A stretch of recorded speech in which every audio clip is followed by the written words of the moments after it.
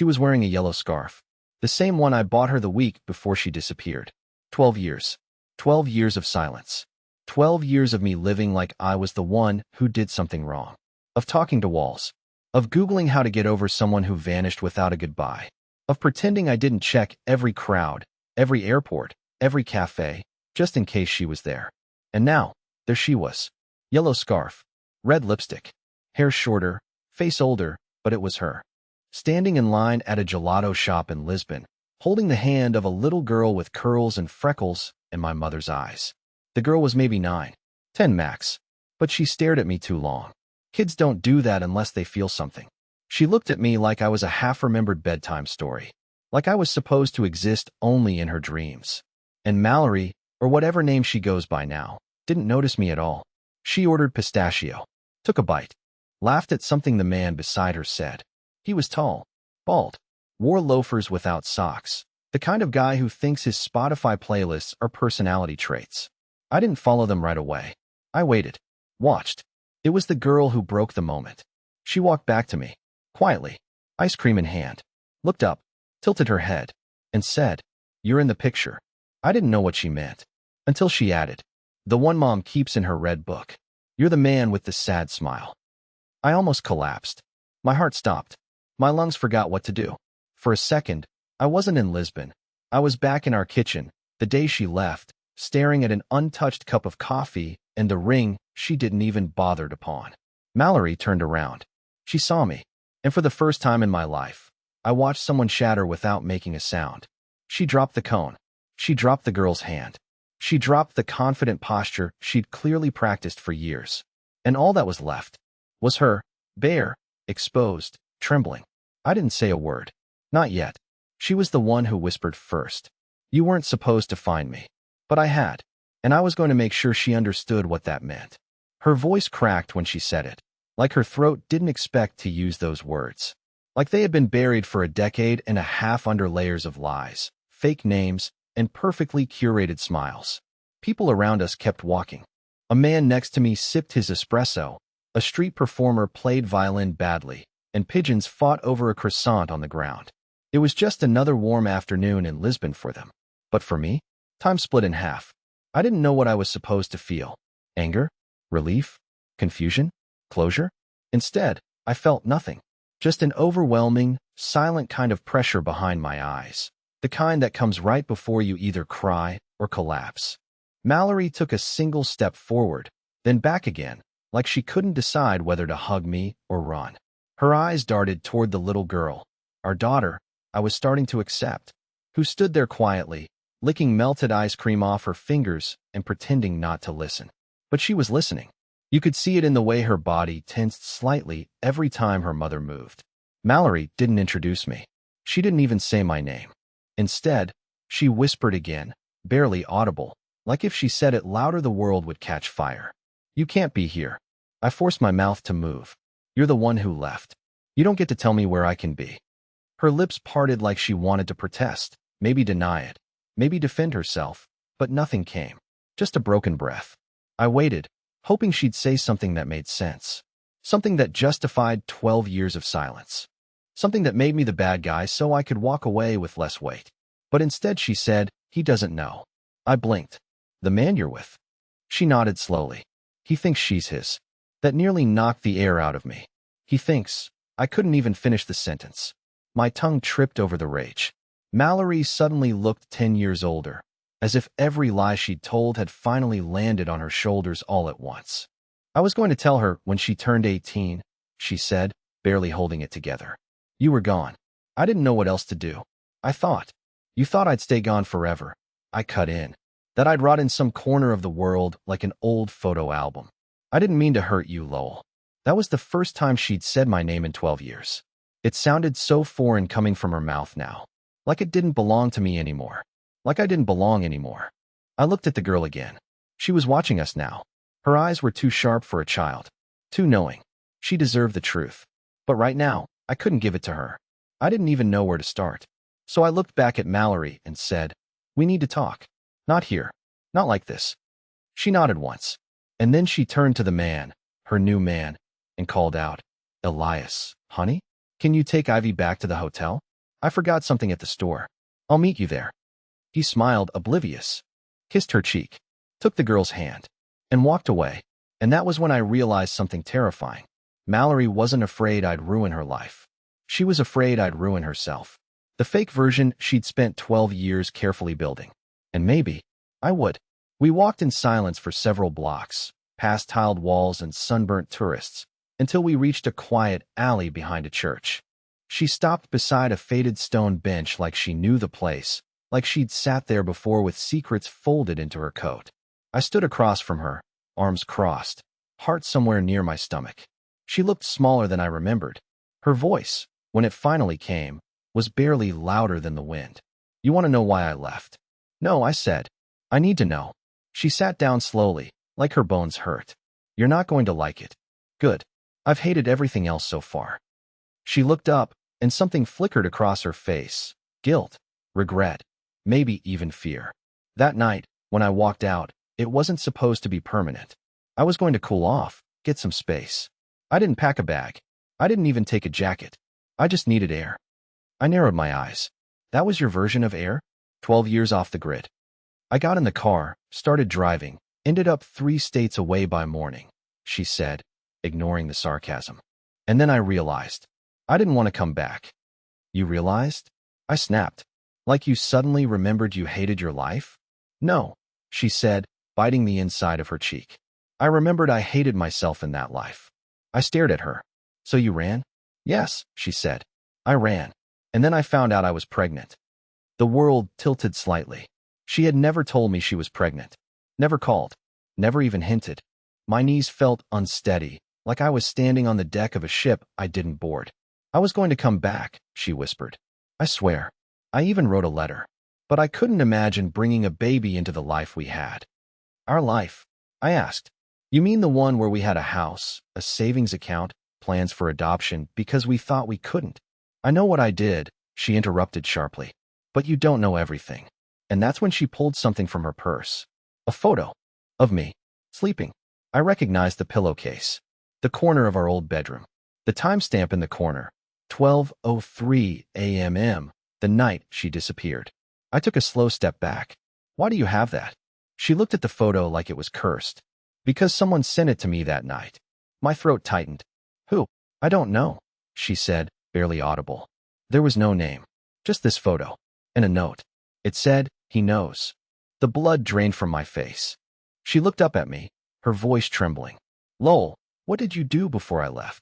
I felt my stomach knot. Because suddenly, for the first time in 12 years, I wasn't sure I was the only one with secrets. I stood there with that photo in my hand, and for the first time since I saw her in Lisbon, I was the one who couldn't speak. I remembered that night. I remembered every minute of it. I didn't go out. I didn't get drunk. I didn't even fall asleep on the couch. I had a headache, so I went to bed early. She was downstairs watching one of those reality shows she loved. I kissed her on the head and said goodnight. That was it. I remember it clearly. I remember locking the front door. I remember brushing my teeth. But that photo, that damn photo, it was real. Same bedsheets, same lighting. That was me, unconscious, in the dark. My body turned slightly to the left, which meant someone was standing in our bedroom, taking that photo. At 12:03, someone had been in our house. She was watching me closely now. Her voice was quieter, like she wasn't sure I was ready to hear what came next. I thought maybe it was a joke, a warning, a prank from someone in town. But then I got another one, 2 hours later. A voicemail. My hands clenched. From who? No idea, she said. Distorted voice. Said, if you stay, someone dies. I sat down slowly. The church bells behind us began to ring. She flinched. I didn't know what it meant, she continued. I thought maybe it was someone threatening you. Or me. I panicked. I drove to a motel. Turned off my phone. Slept in the car for 3 days. The next message came with a new threat, but this time it was about the baby. Said they knew I was pregnant. Said I'd never make it to a hospital if I told anyone. I looked at her like I was seeing her for the first time. Why didn't you come to me? I thought it was about you, Lowell, she whispered. I thought maybe someone knew something about your work, or your past, or, I don't know. You never told me anything about your job before we got married. You just said it was boring, numbers and audits and confidential clients. But you were gone late. You took strange calls. You kept files locked in drawers I didn't have keys to. I thought maybe you did something. I didn't want to know. I was scared. I swallowed hard. Because she wasn't wrong. There were things I'd never told her. There were reasons I didn't use my real last name when we moved to that town. And the more I looked at her, the more I realized she wasn't just a liar. She had been running from someone. And maybe, so was I. I thought I was protecting you, she said, voice trembling. I really did. But then the threat stopped. After a year, nothing. And then Ivy was born. And I built a new life. And I convinced myself maybe it was a hoax. That it didn't matter anymore. But you still kept the photo, I said. She nodded. Because if he ever came back, I wanted to remember who I was trying to protect. I leaned forward. Why now? Why Lisbon? Why the sudden fear when you saw me? Her lips parted. But before she could speak, her phone buzzed. She glanced at the screen and went pale. She didn't answer. She simply turned the screen toward me. Unknown number. New message. He wasn't supposed to find you. We warned you once. And below that, another photo. Taken just minutes ago. Of me. Standing across from her. At this bench. From behind. The air changed after that message. I looked over my shoulder, but the alley behind us was empty. No footsteps. No cameras I could see. Just cracked tiles, the distant sound of traffic, and a sense that someone was watching us from a place we couldn't see. The feeling dug under my skin like a splinter I couldn't pull out. I turned to Mallory. How long have they been watching? I don't know, she whispered. Sometimes I thought it was in my head. Sometimes years would pass with nothing. Then suddenly, a letter, a call, a reminder. She looked up at me. But this is the first time they've contacted me because of you. I didn't say anything right away. I was thinking about a man named Robert Vass. 15 years ago, before we ever moved to that small town where I met Mallory, I worked for a private audit firm. Not the kind that does taxes, the kind that digs into corporate corruption with gloves on and mouth shut. We were discreet, paid to bury things. Or, sometimes, to unearth them for the right bidder.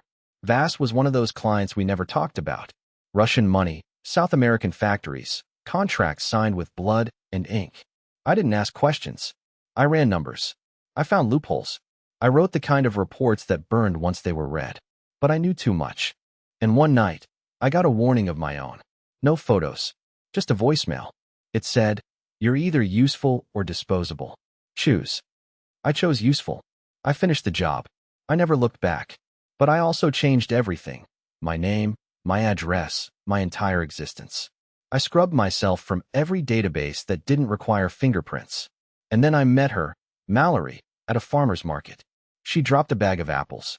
I helped her pick them up. It was the first truly normal moment I'd had in years. I built my life with her as an escape hatch from everything I used to be. But maybe the hatch had always been leaking. And now it was flooding.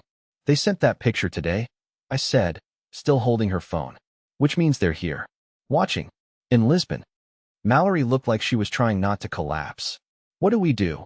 I hesitated. Because the truth was, I had no idea. I'd lived quietly for years.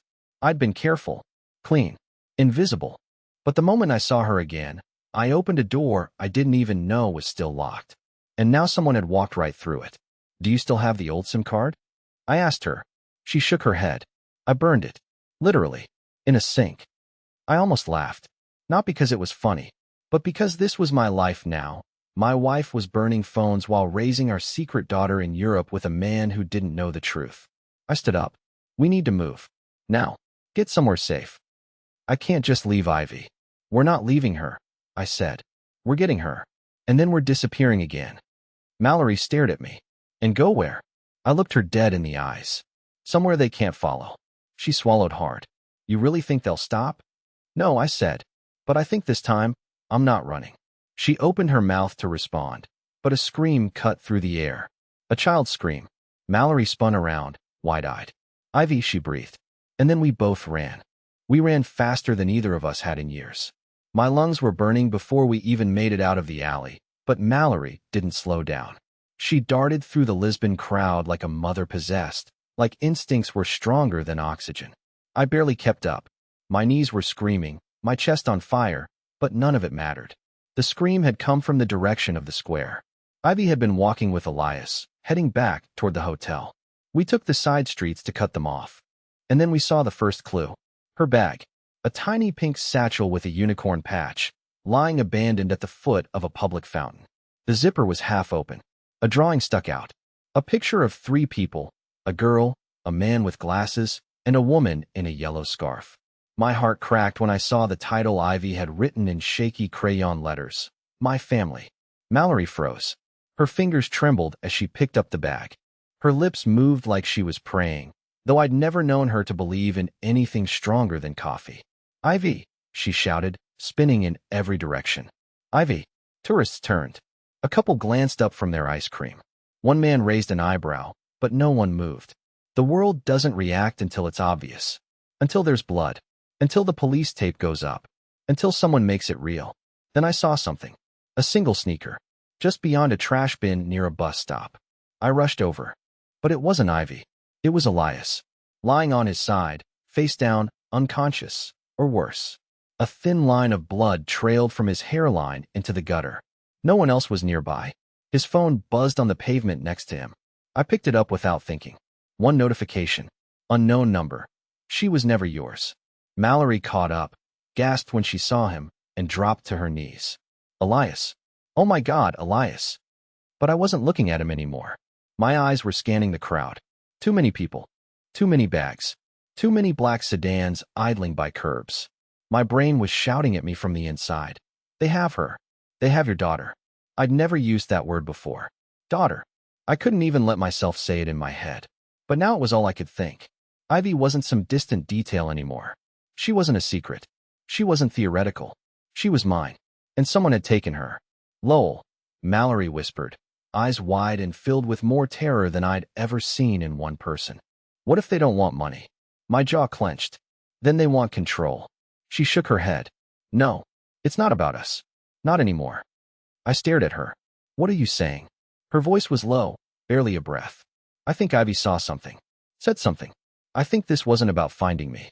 I think they've been watching her. The thought hit me like a punch to the chest. My legs nearly gave out. That's when her phone buzzed again. No name. Just a video file.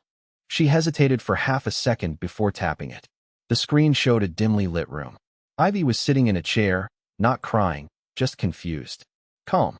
Someone had given her a juice box. There was a teddy bear beside her, one she didn't own. Then a voice, digitally altered, spoke off camera. Let's see how much the girl knows. The video cut to black. Mallory dropped the phone like it had burned her skin. Her hands were shaking too violently to even pick it back up. I took a deep breath, forced myself to stay upright, and said the only thing I could. We're not calling the police. Mallory's eyes widened in shock. What? Why not? Because they won't find her, I said. But I know someone who might. She stared at me like she didn't recognize me anymore. And maybe she didn't.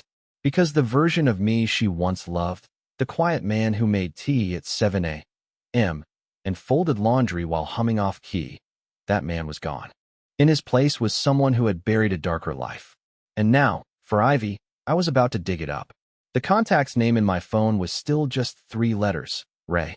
I hadn't texted him in over 11 years. I hadn't dared. The last time I saw him, we didn't exactly part on good terms. He told me to disappear and stay disappeared. And I did. Until now.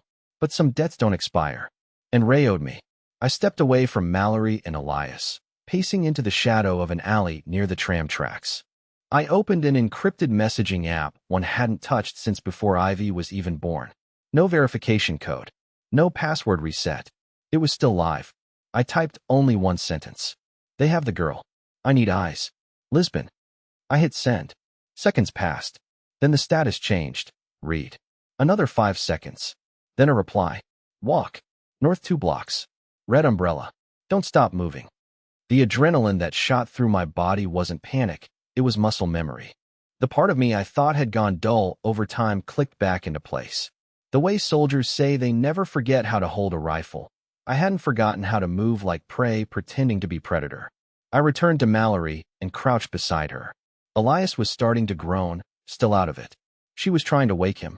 I put my hand gently on her shoulder. I'm going, I said. Don't ask where. Don't follow. Take Elias to the hotel. Make sure he doesn't remember anything. Her eyes were red. What if they hurt her before you even get close? I don't think they will, I said. Not yet. How can you be sure? I hesitated, then looked her in the eye. Because if they wanted her dead, they wouldn't have given us proof she's alive. Mallory's face collapsed in on itself. She nodded, and her voice came out dry, cracked. Bring her home. I didn't say yes. I just turned and walked. 2 blocks north. I scanned every person, every object. Red stroller, red scooter, red shirt. Then I saw it. A red umbrella. Outside a cafe. Beneath it sat a man in mirrored sunglasses, sipping black coffee from a porcelain cup like he didn't have a past as a black ops ghost with 40 fake passports. He looked older, a little heavier than I remembered, but the stillness was the same. The kind that made people instinctively move around him. I sat without asking. He didn't look at me. Lowell, he said, voice like gravel. Thought you were dead. Working on it, I said. But first I need to find a girl. He didn't respond right away. Just slid a folded newspaper toward me. It was the local edition, the kind only tourists bothered to buy. I opened it. Inside was a grainy, black and white still from a security feed. Ivy, entering a building. Not dragged. Not screaming. Walking. Alone. And the timestamp? 30 minutes before we found her bag. What the hell is this? I asked. Ray finally looked at me. You sure she's your daughter? I blinked. What kind of question is that? He leaned forward. Because if she is, Lowell, then either she's smarter than you think, or you're not the only one playing dead. I felt the blood drain from my face. She went with them on her own, he said, low and even. There was no abduction, no force, no struggle. You didn't lose her. He tapped the photo with one blunt finger. She left you. I stared at the grainy image of Ivy walking into that building like it was Sunday school. Her posture calm, her eyes forward. No fear, no resistance. Ray let the silence stretch, as if daring me to explain it. She's 10, I finally said, my voice barely holding together. There's no way she staged this. He tilted his head slightly. Lowell, you ever think maybe someone's been training her? That word hit me harder than it should have. Training. She's just a kid. So were you, once, Ray said. Didn't stop them from using you. That pulled something deep out of me. A cold, buried memory of men in suits and too many secrets. Of codes whispered like bedtime stories. I stood too fast, knocking over my chair, and people turned, startled. I didn't care. I don't care if she walked in. I'm getting her out. Ray raised an eyebrow. You sure you want her pulled out of a place she walked into freely? I didn't answer. Because the truth was, I didn't know anymore. I didn't know what Ivy knew. I didn't know what Mallory had told her, or what the people behind this had filled her head with. But I knew what I saw in her eyes on the video. She wasn't afraid. She was waiting. Ray sighed, stood up, pulled a keycard from his pocket, and pressed it into my hand. Top floor. Abandoned hotel near the bridge. That's where the feed came from. If she's still there, she's protected. Not by goons. By people like us. You go in swinging. It'll be your funeral. I nodded. Then I'll walk. He looked at me for a long beat. You've changed. I smiled bitterly. So did the world. And I left. The building was quiet. No guards. No tripwires. Just a rusted staircase and the hum of fluorescent lights overhead. Every creak under my feet felt like a warning, but I kept going. Room 809. The door was unlocked. And when I pushed it open, Ivy was sitting at a table, drawing. She looked up, and for a second, didn't react. Then she smiled. Hi, Dad. I couldn't breathe. You knew? She nodded. Since I was 6. Mom has a photo of you in the drawer she thought I didn't know about. The one with the yellow scarf and the wedding ring. Why didn't you say anything? She shrugged. I didn't want to ruin anything. You looked happy in the picture, but I always hoped I'd meet you. My throat tightened. Who brought you here, Ivy? She hesitated. A woman. She said she knew Mom. Said it was time for me to understand where I came from. And did she tell you? She nodded. She said I was born in fear, but I didn't have to stay there. I knelt beside her. You don't. Not anymore. A beat of silence. Then she reached into her backpack and handed me a thumb drive. She told me to give this to you. Said you'd know what to do. I took it, and then I took her hand. We walked out of that building together, step by step, into sunlight. 3 weeks later, we were living in a quiet town in the north of Italy. Ivy had her own room, her own desk, her own laugh, which sounded like Mallory's before all the shadows. Mallory joined us 2 days after. No more running. No more hiding. I don't know who sent the last threat. I don't care anymore. Because for the first time in over a decade, I wasn't surviving. I was living. With my family. Not perfect. Not clean. But real. And real was enough.